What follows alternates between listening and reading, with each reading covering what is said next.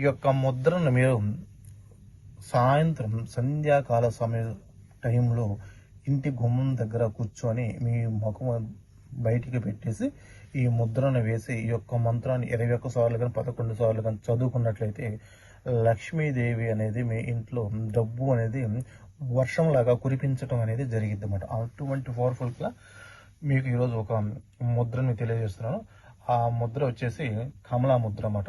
కమలా ముద్ర అనేది మీరు ఏం చేస్తారంటే సాయంత్రం సమయంలో సంధ్యాకాల టైం అని తెలుసుగా మీకు, సూర్యుడు అస్తమించే సమయం అన్నమాట.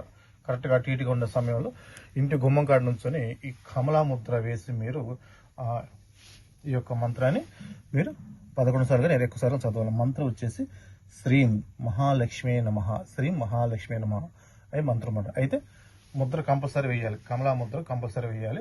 కమలా ముద్ర ఏ విధంగా ఉంటే మీరు మామూలుగా చర్చ చేసి చూసుకొని మీకు ఆటోమేటిక్గా తెలిసిపోయింది.